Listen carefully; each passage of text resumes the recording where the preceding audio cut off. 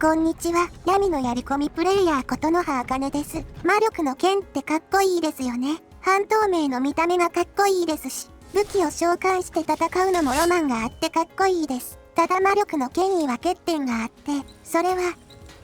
単装ができないということです。スカイリムには武器を単装して強化できるシステムがあるのですが、召喚武器はその恩恵を受けることができません。単装できない以上は他の武器より弱くなってしまうので、結局召喚武器の使用を諦めた方も多いのではないでしょうか。そこでこの動画では魔力の剣の特性を生かした実用的なビルド、古代の秘術剣士の作り方を紹介します。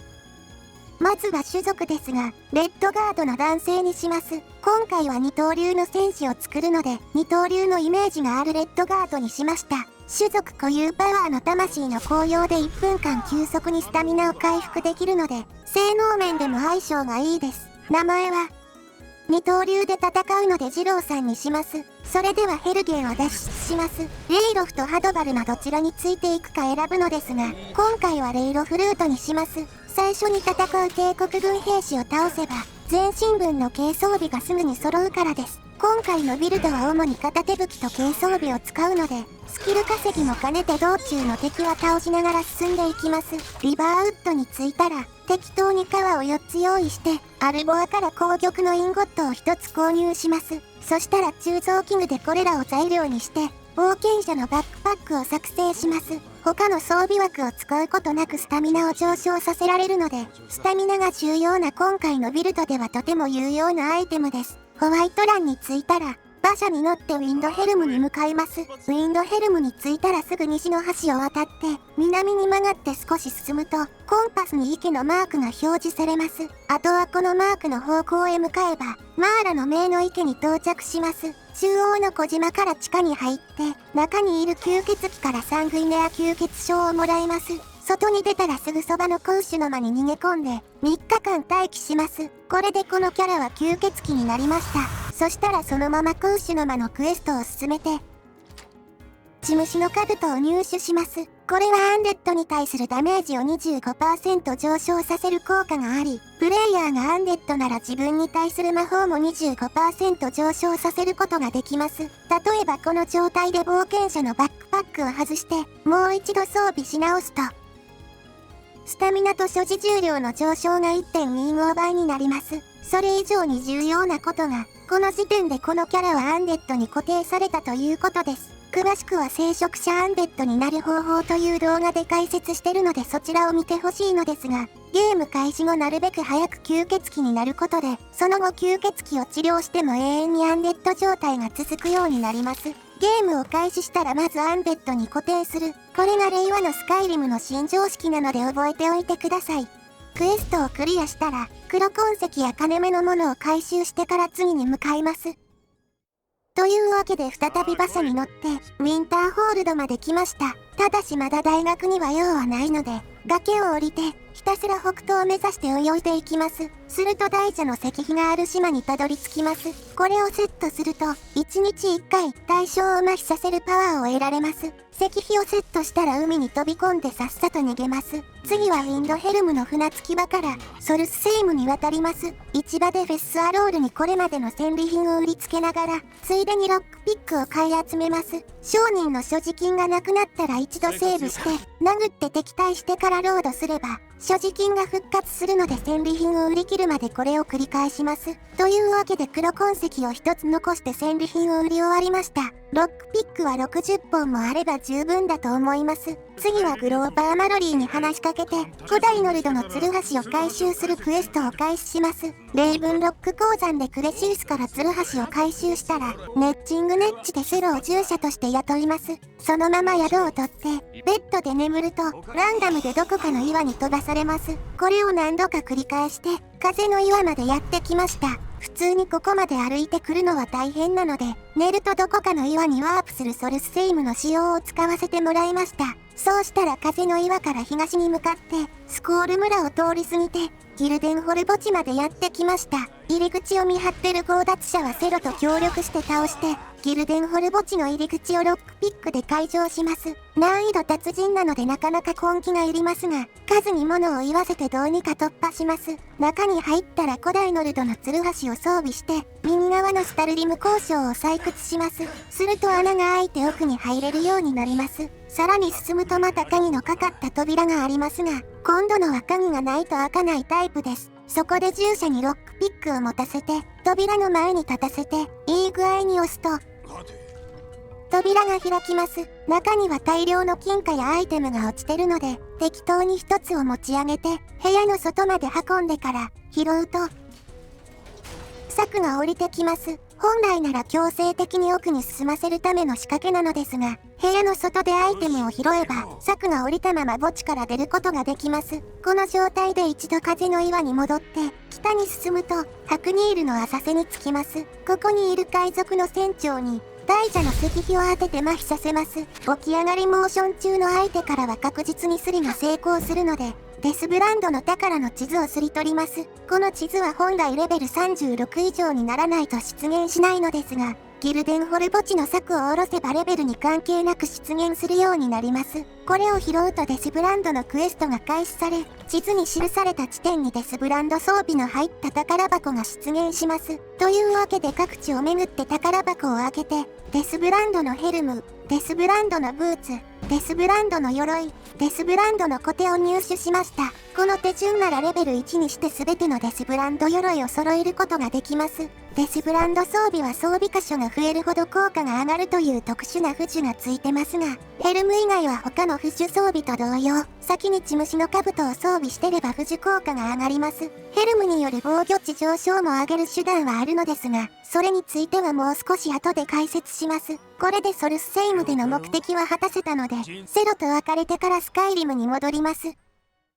次はいくつかの魔術スキルを鍛えたいので、リフテンにやってきました。宮廷魔術師のウィランドリアから、豆苗、聖者の光、魔力の剣を購入したら、酒場でマラマルから結婚についての話を聞いて、マーラのアミュレットを購入します。これとマーラ聖堂で得られるマーラの祝福を合わせれば、回復呪文の消費を 25% 軽減できるようになります。そうしたら魔術師の石碑をセットしてから、ウィンターホールドでファラルダから入学試験を受けます。その後宿屋に泊まってさらに休息ボーナスを得て、ドレビスに話しかけて、レオカセル大学関連の仕事は何かあるかという選択肢を選びます。すると魔法エネルギー収束点を消化するクエストが開始されるので、秘術の同調手袋を装備してから、秘術の収束点を調べます。この際ランダムでバグが発生することがあるのですが、目当てのものが発生しなかったらリセットして何度も繰り返します。するとそのうちプラス100マジカ上昇というバグが発生します。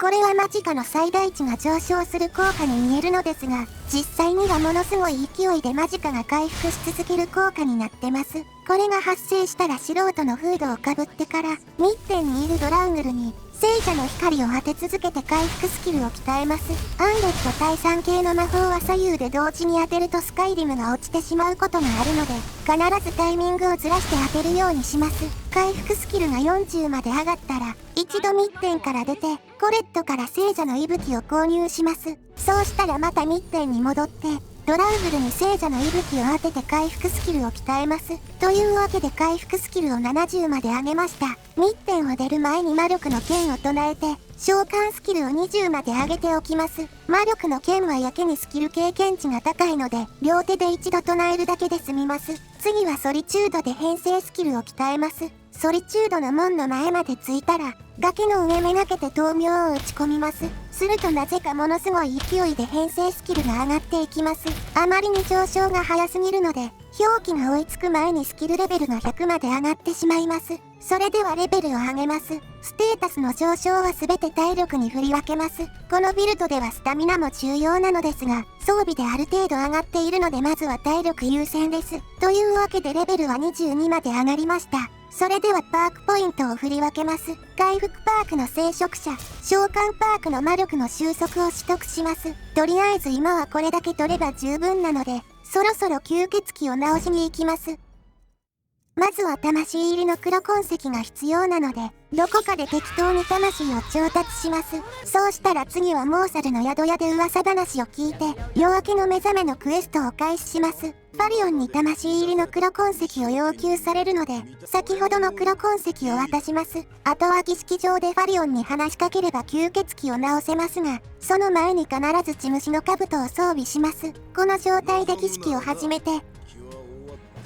吸血鬼を治療します。本来なら吸血鬼を治療したら聖職者や血虫の兜による強化は得られないはずですが、試しに冒険者のバックパックを付け直してみます。すると、吸血鬼は治ったはずなのに、聖職者と血虫の兜で強化されて効果が 1.56 倍になってます。これが序盤でこのキャラをアンデッドに固定しておいた効果です。吸血鬼のデメリットなしで恩恵だけを受けられるわけですから、これは常識になるのも納得の強力なテクニックですね。当然デスブランド装備の富士効果も 1.56 倍に強化可能です。もう一つ重要なことは、デスブランドのヘルムの防御値上昇も約56に効果が上がってるということです。この防御値上昇はヘルムを装備した瞬間ではなく、種族が変化した瞬間に聖職者や血虫の兜を得てるかどうかで値が決定されます。だから吸血鬼の治療前に聖職者と血虫の兜を揃えておいたわけです。ともかくこれで日中でも問題なく活動できるようになったので、次は別のスキルを鍛えに行きます。というわけでやってきたのはウィンターホールド大学のアルケイナウムです。ここのカウンターの上にあるソランの日記を読むと、伝説の生物のクエストが開始されます。リフテン東に出現する一角獣を捕まえるクエストです。というわけで早速捕まえました。そうしたら戦士の石碑をセットして、馬を適当なくぼみにセットしたら、ひたすら攻撃して片手武器スキルを鍛えます。一角獣は体力回復速度が非常に高く、攻撃を上回る速度で回復し続けます。絶え間なく攻撃できるのでスキル稼ぎにもってこいというわけですね。スキルレベルが30と50でそれぞれ取得できる。二連疾風は取得可能になったらすぐに取るようにします。二刀流の攻撃速度が上がるので効率よく経験値を稼げるようになります。二連疾風は自身がアンデッドなら聖職者と血虫の兜で強化できるので、必ずこれらを揃えた状態でパークを取るようにしてください。そうしてしばらく攻撃し続けて、片手武器スキルを70まで鍛えました。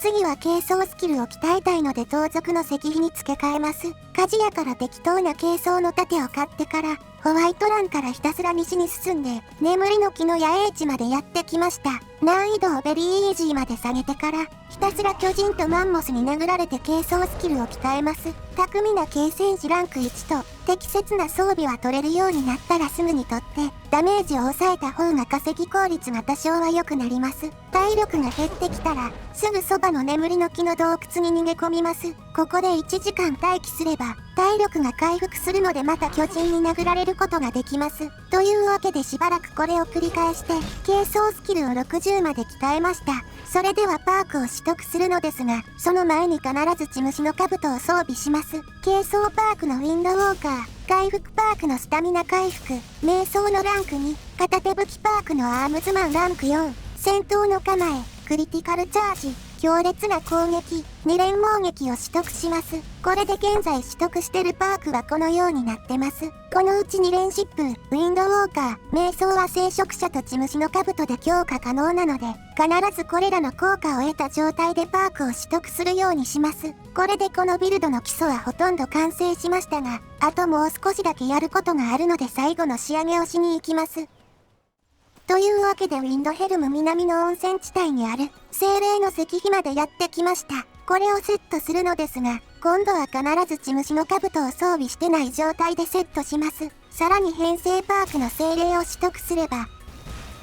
魔法吸収を 100% にできます。魔法吸収は聖職者による強化だけで 100% を達成できるので、マジか回復速度のマイナスを最低限に抑えるために血虫の兜はない方がいいというわけです。あとは買いたいものがあるのですがお金が心もとないので、ドーンスター北の番人のままで来ました。ここはプレイヤーのレベルが10以上になると崩壊してしまうのですが、ステンダールの番人の死体がそこそこいいアイテムを持ってるので、お金稼ぎに向いたスポットになっています。さらにリフテンから北に坂を下って、監視塔エリアを抜けたら、右斜め前の坂を登ると、ゼニタールのアミュレットと、ゼニタールの祠があるのでこれらの効果を受けておきます。そうしたら次はソリチュードのアンジェリンズアロマティクスで、商品棚に落ちてる高尚の薬を人目のつかないところに運んでから、懐にしまい込みます。あとは物乞いに1ゴールド渡して話術ボーナスを得て、ピッツ&ピーセスで戦利品を売却したら、いよいよレディアント装具店で目当てのアイテムを購入します。話しかける前に高尚の薬を飲んで、光明さの首飾り U と、光明さの指輪 U を購入します。それでは早速装備します。これでデスブランドのコテと合わせて片手武器ダメージの上昇量は、プラス156% にまで伸びました。これで古代の秘術剣士の基礎は完成したので、このビルドの一体何が特別なのかを見ていきましょう。まず理解しておかなければならないのは、このビルドにおけるパワーアタックの価値の高さです。不樹でダメージをかなり上げてますが、それでも難易度レジェンダリーでは実用的とは言い難い威力です。ところが立ち止まった状態でのパワーアタックを当てると、通常攻撃の4倍近いダメージを与えられます。これは強烈な攻撃と2連猛撃の2つのパークが乗算で計算されてこのような大ダメージになっているわけです。これは両手パワーアタックのダメージ倍率にも当てはまるのでこちらもかなり強力です。そして両手パワーアタックについてはさらに強力な要素があります。このビルドでは2連疾風を聖職者と血虫の兜で強化しているのですが、その結果攻撃速度が速くなりすぎて、パワーアタックの前に通常攻撃が出るようになっています。手数が増えて強そうに見えるかもしれませんが、敵がガードしてると、通常攻撃部分が弾かれてパワーアタックが出なくなってしまいます。しかし両手パワーアタックの場合は、最初の通常攻撃部分で相手の盾を弾いてます。なので残りのパワーアタック部分は発動可能というわけです。これが何を意味してるのかというと、両手パワーアタックの場合、最初の通常攻撃部分もパワーアタックになってるということです。つまりパワーアタックを5回連続で放っているわけです。ただでさえパークでパワーアタックが強化されているのに、それが5回連続で発動可能となると、単増負荷が問題にならないくらいの効果力を発揮します。これは両手パワーアタックの他には、ダッシュパワーアタックにも当てはまります。狙って当てるのは少し難しいですが、2連続ヒットさせられれば強力な攻撃手段になります。しかしパワーアタックということはある問題がつきまといます。それが、スタミナ消費です。強いのはあくまでパワーアタックのみなので、スタミナが尽きると途端に弱体化してしまいます。そこで魔力の剣の特性が生きてくるわけです。召喚武器は重量が0に設定されており、パワーアタックのスタミナ消費は武器の重さに依存します。つまりそれだけパワーアタックを連発できることになります。パワーアタックの価値を極限まで高めることによって、魔力の剣の特性が最大限発揮される。それが古代の秘術剣士というわけです。まだスキルレベルは育ちきってませんが、この動画で紹介するのはここまでとなります。現時点ですでに難易度レジェンダリーで通用する戦力になっているので、あとは各地でクエストをこなしていけば自然と成長していくはずです。というわけでここからはこのビルドに有効なボーナスのうち、特に優先度が高いものを紹介していきます。古の知識、リフ天空で皆そこからのものから話しかけられると始まるクエスト、計り知れない深みをクリアすれば得られるボーナスです。ドワーフの鎧着用時に強化を受けられるようなことが書いてありますが、実際にはドワーフ以外の鎧の防御力を 25% 上昇させる効果です。軽装スキル100で全ての軽装パークを取っていた場合、このボーナスを得れば防御力が上限に達します。盾やクラフトスキルなしで防御力がカンストする軽装備はほぼないので、これはぜひとも手に入れておきたいボーナスです。力の探求者、ホワイトリッジの墓場採用、血色の悪い節制のクリア報酬として得られるボーナスです。戦闘スキルの効果が 10% 上昇するボーナスで、片手剣による攻撃も 10% 強化されます。シンプルに攻撃力が上がる強力なボーナスなので、これも優先して取っておきたいです。ボーンウルフの復讐、狼及びしものクリア後、配達人から届くボルゲールベアクローからの手紙を読むと始まるクエスト、眠れる狼を起こす名をクリアすると連れ歩けるようになるペット、ボーンウルフを連れてる間だけ得られるボーナスです。アンデッドに対するダメージを 25% 上昇させる効果で、アンデッド限定とはいえ 25% もダメージが上がるのはかなり強力です。ドラングルデスロードなどの強敵に対して有利に戦えるようになるので、これも早めに手に入れておきたいボーナスです。他にも有効なボーナスはありますが、特に優先度が高いものが以上となります。というわけで古代の秘術剣士の作り方の紹介でした。見た目がかっこいいゆえに実用性も高いので、良ければあなたも古代の秘術剣士を作って遊んでみてください。最後に一つ解説しなければならないことがあります。それは、デスブランドクエストの続け方です。この動画の手順でクエストを始めると、すべての鎧を揃えても柵が降りていて奥に進めません。そこで必要になるのが、ネッジゼリーです。柵と壁の境目で左手前方パワーアタックを使用し、壁にめり込んだタイミングでネッジゼリーをかじると、